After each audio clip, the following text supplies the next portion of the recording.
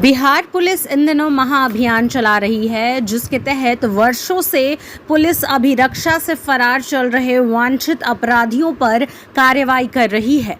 जी हां, वहीं इस मामले की जानकारी देते हुए बिहार पुलिस मुख्यालय एडीजी जितेंद्र सिंह गंगवार ने बताया कि फरार वांछित अपराधियों की संख्या 117 के लगभग पहुंच गई है, जिसमें विशेष अभियान चला 16 अपराधियों की गिरफ्तारी हुई है। मिली जानकारी के अनुसार 6 फरवरी से 20 मई तक कुल 16 ऐसे अपराधियों की गिरफ्तारी की गई है जो पुलिस अभिरक्षा से फरार चल रहे थे। वहीं इस महाअभियान में एसटीएफ और विशेष पुलिस बल की कार्रवाई लगातार जारी है। को सुरक्षा देने के लिए बिहार गवाह सुरक्षा योजना 2018 के तहत गवाहों की सुरक्षा हेतु एक फंड बनाया गया है और बिहार गवाह सुरक्षा कोष नियमावली 2022 भी नोटिफाइड है। इन सब चीज़ों के बारे में डिटेल में अगली प्रेस कॉन्फ्रेंस में बताऊंगा, लेकिन इस SC/ST कांडों में इन सारी SOP को समाहित करते हुए हम लोगों ने निर्देश दिया और इस तरीके से इसमें हम लोग कार्रवाई कर रहे हैं। इधर हाल के दिनों में हम लोगों ने एक विशेष अभियान चलाया है जिसमें कि पुलिस की अभिरक्षा से फरार, यानी कि जो पुलिस की कस्टडी से अभियुक्त भाग जाते हैं, ऐसे अभियुक्तों को फिर से गिरफ्तार करने, ये महाअभियान चल रहा है हमारा। और इसमें हम लोगों ने लगातार कार्रवाई की है और STF को भी लगाया है। जिला पुलिस की जो विशेष टीम है वो भी कार्रवाई करती है। मुख्य रूप से STF की विभिन्न टुकड़ियाँ विभिन्न जगहों में काम कर रही है और उसमें हम लोग लगातार कार्रवाई कर रहे हैं। जैसे कि हमारे पास में आंकड़े हैं 6 फरवरी से लेकर के 20 मई तक हम लोगों ने 16 ऐसे अभियुक्तों को गिरफ्तार किया जो पुलिस की कस्टडी से भाग गए। इसमें बहुत सारे अपराध कर्मी हैं।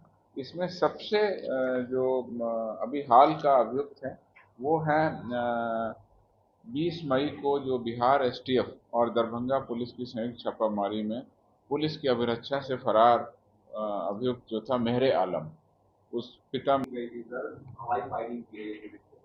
देखिए अभी ऐसी कोई मेरे पास में सूचना नहीं है। शराब माफियों के विरुद्ध में जो 3 महत्वपूर्ण उपलब्धि थी वो हम आपको अभी दे देते हैं। 3 बड़ी कार्रवाई हुई अभी हाल के दिनों में जो हाँ, जो हमने उसको रखा था, हमने सोचा था और प्रेस और सूचनाएं आ जाएंगी तो आपको दे देंगे।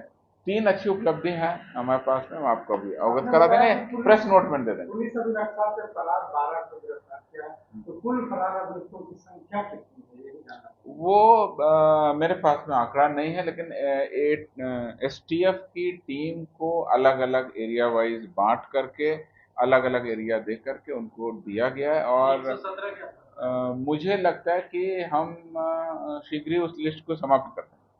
सभी अभियुक्तों की गिरफ्तारी करने की दिशा में हम लोगों का प्रयास हो रहा है। आपने देखा 10 वर्ष से फरार, 15 वर्ष से फरार, 2004 से फरार, ऐसे अपराध कर्मी जो पुलिस की फाइलों में फरार रह जाते हैं और उसके बाद में फिर लगातार कोई एफर्ट नहीं होता है। एक बार कुर्की जब्ती हो जाने के बाद में फिर लगातार एफर्ट नहीं होता। S ड्राइव जब होती है तब बहुत सारे अपराध कर्मियों की जिनकी कुर्की जब्ती हो गई है, जो सालों से गिरफ्तार नहीं हुए हैं, उनके लिए अभियान चलता है।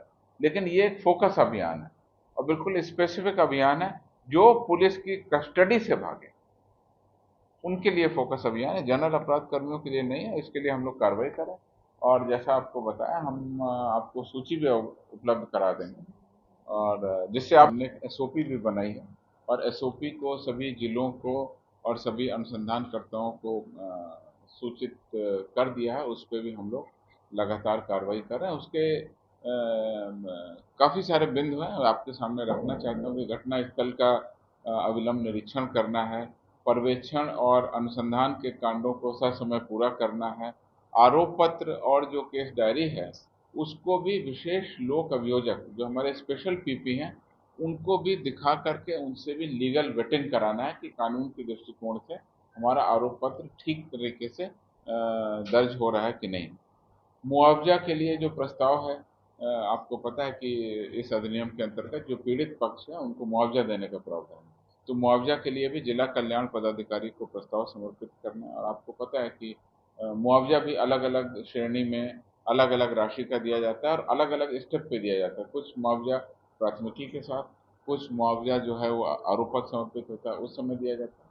तो इस तरह से वो मुआवजा का भी मॉनिटरिंग जिला स्तर पर की जाए, ऐसा हम लोगों ने एसओपी में लिखा है। गंभीर जो हमारे कांड हैं इसमें उनका त्वरित विचारण कराना है, स्पीडी ट्रायल कराना है इन सब मामलों में। एनसीएससी अधिनियम के अंतर्गत जो गंभीर मामले हैं, जैसे हत्या है, बलात्कार है, पॉक्सो है, इस तरह के जो गंभीर मामले हैं उनका स्पीडी ट्रायल चिन्हित करके कराना।